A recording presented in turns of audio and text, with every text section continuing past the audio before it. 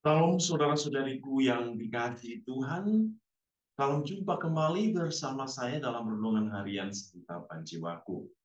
Dan hari ini kita semua kembali berjumpa dalam renungan hari Minggu biasa, pekan yang ke-16.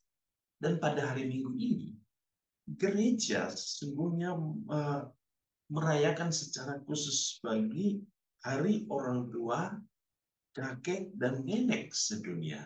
Mari kita bersama-sama pada hari ini mempersembahkan doa kita, ya, juga penghormatan kita kepada orang tua, kepada para kakek dan para nenek yang merupakan generasi-generasi sebelum kita yang telah memberikan kita kehidupan dan juga memberikan kita banyak hal dalam perjalanan hidup kita.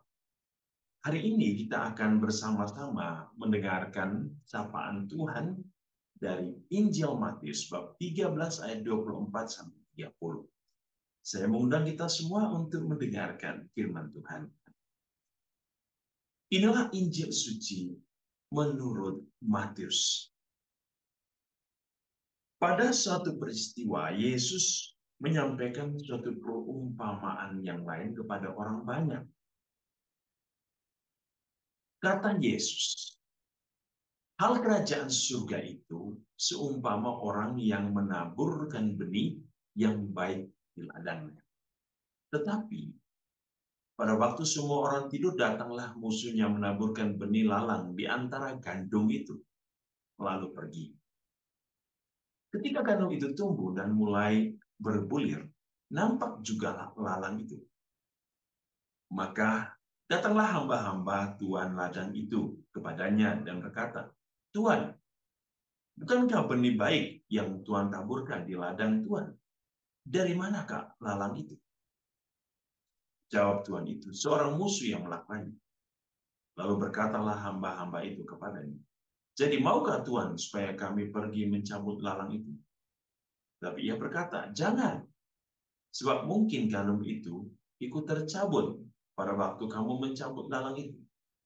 Biarkanlah keduanya tumbuh bersama sampai waktu menuai. Pada waktu itu aku akan berkata kepada para penuai, kumpulkanlah dahulu lalang itu dan ikatlah berberkas-berkas untuk dimakan. Kemudian kumpulkanlah gandum itu ke dalam lumbung. Demikianlah sabda Tuhan. Terpujilah Kristus." Saudara-saudariku yang dikasih Tuhan, kalau minggu lalu kita mendengar perumpamaan seorang penabur, ya, yang keluar dari rumahnya dan menaburkan benih, dan benih itu ada yang ditaburkan di pinggir jalan, di bebatuan, ada juga yang bertumbuh di semak duri, ada juga tumbuh di tanah yang baik. Hari ini kita mendengar kisah yang lain tentang seorang penabur yang menaburkan benih baik. Tetapi ternyata ada musuh juga. Ada musuh juga yang menaburkan benih yang jahat. Saudara-saudari, apa yang mau kita lihat di sini? Ini sangat menarik. Bahwa hidup manusia itu selalu berhadapan dengan dua kondisi kehidupan, yaitu baik dan buruk, ya. Gelap dan terang, hitam dan putih, positif dan negatif. Ini sangat menarik. Lalu ketika kita melihat perumpamaan hari ini, ada sesuatu yang menarik, bahwa dalam hidup ini, ketika kita menanam benih yang baik, rumput pun akan ikut tumbuh. Ya, rumput itu akan ikut tumbuh. Itu pasti. Tetapi ketika kita menanam rumput, tidak akan ada benih yang baik atau tanaman yang baik akan tumbuh. Nggak bisa. Atau dengan kata lain, kalau kita menanam jagung, maka rumput juga ikut tumbuh. Tetapi ketika kita menanam rumput, jagung tidak akan tumbuh. Ini mengingatkan kita bahwa kejahatan itu merajalela. Kejahatan itu ada di mana-mana.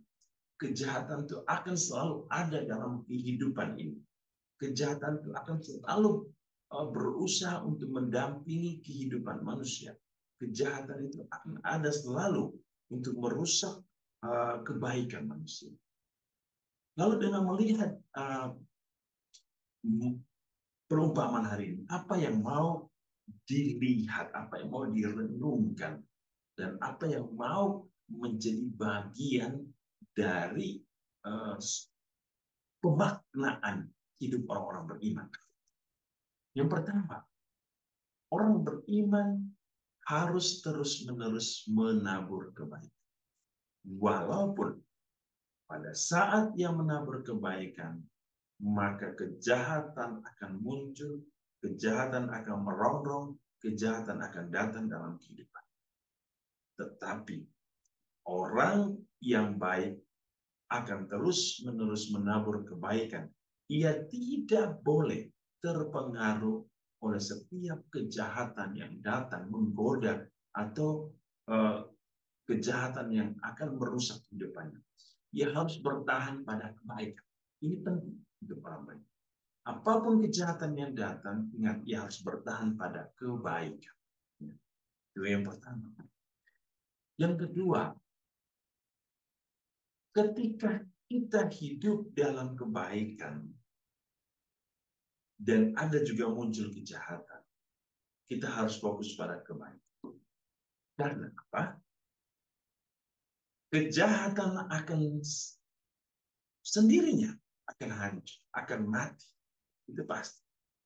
Itu pasti. Dengan kata lain seperti ini. Kalau kita menanam pohon mangga,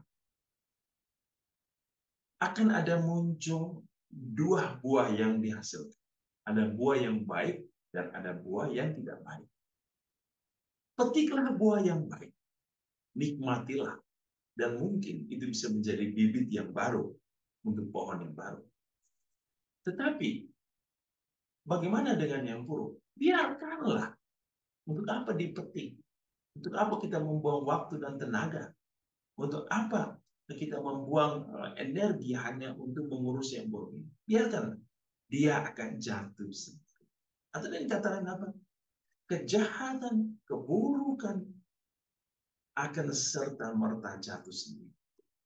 Tapi kebaikan akan dipelihara. Kebaikan akan dijaga. Kebaikan akan diambil. Kebaikan akan dimiliki oleh orang. Ini penting. Yang berikut, kalau kita melihat apa jawaban Yesus hari ini kepada para hambanya, biarkanlah lalang itu tumbuh. Tetapi pada suatu saat, lalang itu akan dipisahkan dan dibakar. Kehidupan kita seperti itu. Bahwa kiri kanan kita akan berjumpa dengan orang-orang jahat. Ketika mereka tidak mau bertobat, biarkanlah mereka terus menikmati kehidupan. Tetapi ingat, satu saat, jika mereka tidak bertobat, maka Tuhan akan memisahkan orang baik dan orang jahat. Dan yang jahat ini akan ditempatkan pada perapian yang paling panas, yang dimana dalam kitab suci mengatakan akan ada ratap tangis dan kerap gigi. Ini penting untuk kita refleksi. Dan yang keempat, apa yang kita bisa refleksikan dari perumpamaan hari ini? Dari bacaan-bacaan yang kita dengar dari bacaan hari Minggu hari ini. Bacaan pertama dari kitab Kebijaksanaan itu memberikan kita suatu gambaran bahwa Allah kita itu baik. Allah kita itu baik. Ia memberikan kesempatan ya kepada orang berdosa untuk bertobat. Ini menarik. Bahwa kejahatan akan selalu muncul dalam hidup. Maka orang yang bertobat akan diberikan pengampun. Tetapi orang yang tidak bertobat akan mendapatkan celaka oleh karena perbuatan mereka sendiri. Ini yang disampaikan oleh kitab Kebijaksanaan pada bacaan pertama. Lalu Paulus dalam bacaan kedua kepada jemaat di Roma, ia mengingatkan kita bahwa orang-orang yang hidup di bawah bimbingan Roh akan terus-menerus diarahkan kepada hikmat, kepada buah, kepada karunia. Dengan kata lain, Orang-orang yang hidup di bawah bimbingan Roh, dia akan berjalan menuju kepada Tuhan. Dia menuju kepada Allah. Bahkan Santo Paulus mengatakan, Roh Allah juga akan senantiasa membantu kita. Dia akan mendoakan kita agar kita terus-menerus hidup sebagai orang-orang baik. Roh Allah akan selalu membantu kita dengan doa-doanya agar kita selalu hidup dalam bimbingan Tuhan. Kita selalu berjalan pada jalan kebenaran Tuhan. Kita harus hidup di dalam kasih karunia. Maka saudara-saudari, hari ini marilah Tuhan mengajak kita untuk hidup di dalam kebaikan, memberikan fokus banyak kepada hal-hal yang baik, dan terus-menerus membangun kehidupan yang baik. Supaya kita juga hari ini mau mendoakan semoga orang tua kita, kakek nenek kita diberikan kesehatan jiwa dan raga, mereka diberikan dan kebijaksanaan agar mereka menjadi orang tua yang baik bagi anak dan cucu mereka, dan semoga contoh dan teladan hidup mereka dapat menjadi contoh keteladanan hidup bagi anak dan cucu. Tuhan Yesus memberkati kita hari ini dalam seluruh hidup dan karya. Dalam nama Bapa dan Putra dan Roh Kudus. Amin.